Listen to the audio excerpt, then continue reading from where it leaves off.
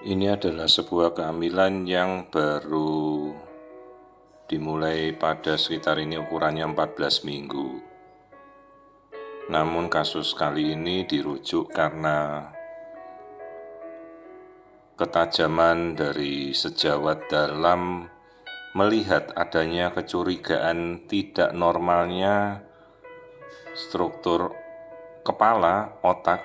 Ini kita bisa melihat struktur kepala dengan kecurigaan cairan. Jadi cairan di otak itu pasti ada, cairan di kepala pasti ada, namanya cerebrospinal fluid. Namun ini ukuran kepalanya, jadi antara ventricle otak ini kelihatan melebar. Jadi ini adalah tampilan awal hidrosefalus. Sebelum menjadi hidrosefalus dia berkembang menjadi ventriculomegaly dulu. Jadi struktur ventricle, ruangan otak ini terlihat melebar. Jadi karakteristiknya ini adalah plexus choroid atau jaringan otak di tengah yang menyerupai kupu-kupu putih di tengah otak itu terlihat seperti melayang, menggantung. Jadi ruangan otak ini terlihat melebar.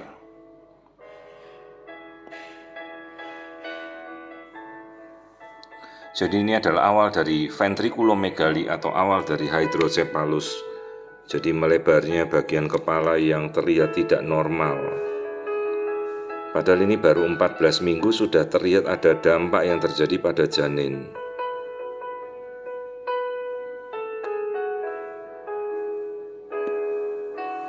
Kemungkinan bisa saja ini membawa suatu kelainan genetik karena terjadinya seawal ini. Kita belum tahu apa genetiknya terganggu dari kromosom atau ada kondisi infeksi yang menyerang. Jadi ini bagian kepala dengan cairan yang sudah mengisi terlihat berlebihan di bagian kepalanya. Jadi ini adalah awal dari munculnya hidrosefalus pada janin.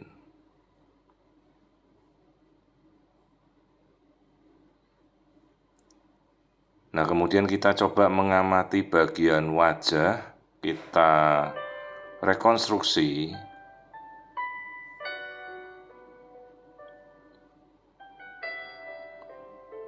Nah, terlihat tampilan wajah yang terlihat normal, jadi tidak ada celah bibir, tangan juga normal.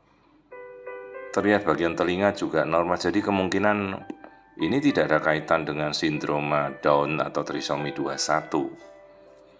Artinya kelainan pelebaran otak itu berdiri sendiri. Jadi ini ada tampilan otak yang kelihatan sudah menjadi awal dari ventriculomegaly atau pembesaran dilatasi ventricle, ruangan otaknya melebar. Kemudian kita amati struktur yang lain, bayinya laki-laki terlihat kelaminnya di antara kaki. Namun kemudian saat kita mengamati kaki, ini kita sudah sampai pada bagian kaki. Perhatikan tungkai kaki tulangnya bengkok, bahkan bisa melekuk, bowing atau bending, hampir 90 derajat tulangnya ini melekuk. Jadi tulang paha yang kita tunjuk ini tulang pahanya terlihat pendek dan membengkok. Jadi jelas ada sesuatu masalah pada struktur muskuloskeletal pada bayi. Tadi kita lihat struktur kepala yang melebar ruangannya, kemudian kita melihat struktur kakinya yang membengkok. Padahal ini masih sedemikian awal, masih sekitar 14 minggu.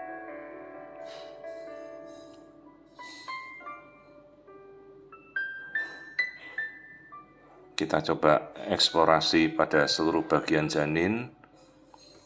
Nah, ini adalah tampilan janin pada sekitar 14 minggu. Terlihat kakinya seolah-olah dalam posisi bersila dan melekuk ke dalam.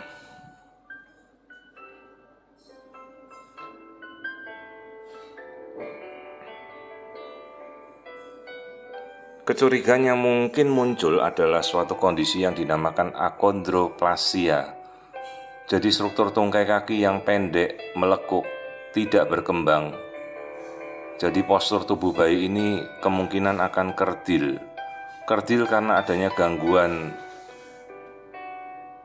dari faktor pertumbuhan yang kita namakan FGFR3 atau Fibroblast Growth Factor, menyerang bagian muskuloskeletal, tulangnya jadi pendek.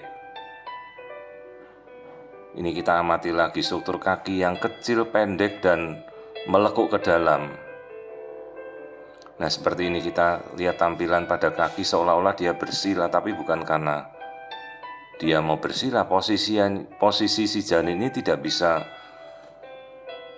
meluruskan kakinya karena kakinya bengkok akibat tulangnya pendek dan bengkok. Jadi ini sudah dari bawaan dia sejak embrio. Dan struktur seperti ini tidak mungkin kita rubah, kita tidak mungkin meluruskan kembali. Namun kondisi ini bisa hidup dengan normal, hanya dengan segala keterbatasan yang kita perlu jelaskan kepada orang tua, untuk mereka menerima bahwa bayi ini tidak bisa berjalan dengan sempurna jika dia lahir.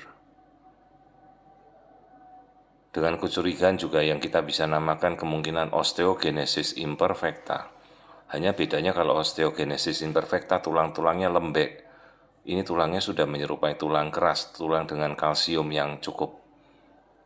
Jadi terlihat ini postur tubuh kakinya bayi ini sangat-sangat pendek dan bengkok. Jadi kecenderungannya ini adalah suatu kondisi akondroplasia. Nah, kita coba ukur bagian tengkuk. Tengkuknya cukup tebal, 3,4 mm, batasnya adalah sekitar 2,5 mm. Jadi tengkuk leher atau nuchal thickness ini adalah kulit yang terisi oleh cairan getah bening. Biasanya kalau berlebihan maka ada kelainan pada fungsi jantung atau suatu kelainan genetik seperti Down syndrome. Kita mengamati jantungnya tidak ada kelainan, jantungnya normal.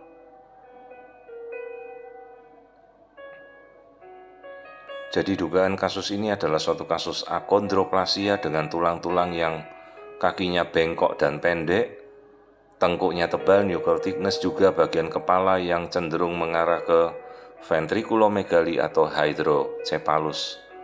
Dan ini sudah sangat awal terdiagnosa pada 14 minggu. Sayangnya kita tidak bisa merubah kasus ini. Jadi orang tua perlu kita edukasi. Kelak jika lahir bayi ini dalam kondisi dengan keterbatasan, tulang kakinya pendek, melekuk ke dalam, dan kemungkinan tidak bisa dikoreksi.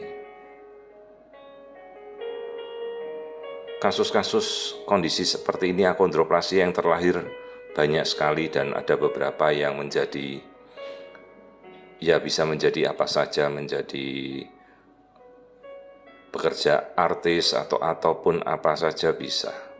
Dia tidak tergantung dari kecerdasan juga. Hanya memang keterbatasan fisiknya cukup berat. Jadi selain badannya pendek, kakinya ini membengkok.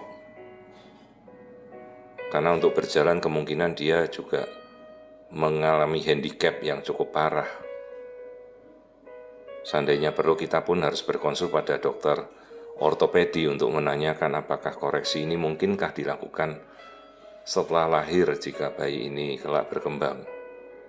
Dan berapa kali operasi untuk meluruskan tulang seperti ini, tulang yang pendek harus kita apakan, kita sambungkah atau bagaimana, kita tidak tahu.